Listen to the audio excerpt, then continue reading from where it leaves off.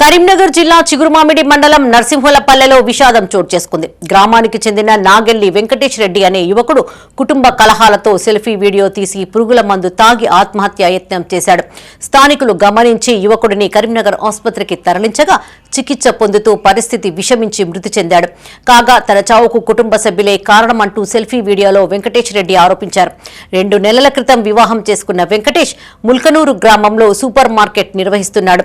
ఆత్మహత్యకు ముందు యువకుడు తీసిన సెల్ఫీ వీడియో సోషల్ మీడియాలో వైరల్ గా మారింది. నేను బయట వాళ్ళు నన్ను ఎంతో మంది మోసం చేశారు, కానీ నాకు ఎప్పుడు బాధ అనిపించలేదు. కానీ నా ఇంట్లో నా తల్లిదండ్రులు, నా అన్నదమ్ములే నన్ను మోసం చేశారు.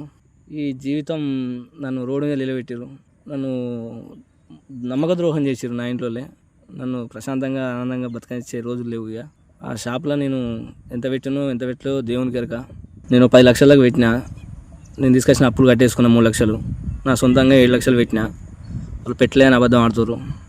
సరే, వాళ్ళు పెట్టిన పైసలైనా సరే చెప్పుర్రి, నేను కట్టి నేను ఉంచుకొని నడిపించుకుంటాను, నీకు మీ గుంట నాకు అవసరం లేదు అని చెప్పేసి ఇప్పుడే సంతకాలైనా పెడతాను, నేను మీ పేర్లోనే చేపించినప్పుడు సంతకం కూడా పెడతానని చెప్పిన. వాళ్ళు అది కూడా వినట్లేదు. లవ్ చేసుకున్న మాట వాస్తవం. వాళ్ళ కోసమే నేను లవ్ చేసి పెళ్లి చేసుకోవాల్సి వచ్చింది. అమ్మాయి తప్పు ఏం లేదు. నా చావుకి ఎలాంటి కారణం నా భార్య కాదు. నా భార్య బాగా మంచిది, అమాయకురాలు, చిన్నపిల్ల, తెలియదు. నన్ను నమ్మచ్చింది. తన నమ్మకాన్ని నేను కాపాడుకోలేకపోయినా.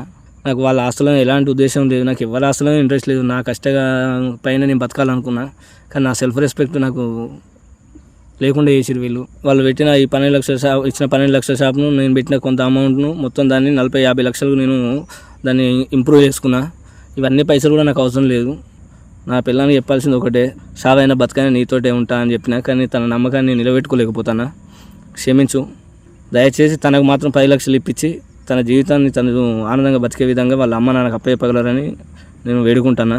నాకు చనిపోయిన తర్వాత కూడా 3 వద్దులు 4 వద్దుల కార్యక్రమాలు కూడా ఏవి అవసరం లేదు. అలా పైసల మీద నాకు అట్లాంటి కార్యక్రమాలు ఏవి వద్దు. నా వీలైతే అజయ్ రెడ్డి అనే నా ఫ్రెండ్ ఉంటాడు, తనకు ఫోన్ చేసి నాకు చితికి అంటబెట్టుర్రి. తన వల్ల భూమిలో కూడా వద్దు, నాకు శ్మశాన వాటికలోనే నా శవాన్ని తగిలేయాలని కోరుకుంటున్నాను. ఎస్ఐ గారు మిమ్మల్ని ప్రత్యేకించి వేడుకుంటున్నా. 10 లక్షల దగ్గరుండి మీరే ఇప్పించి ఆ అమ్మాయికి న్యాయం చేయాలని కోరుకుంటున్నా. అందరికీ నమస్కారం. నన్ను క్షమించి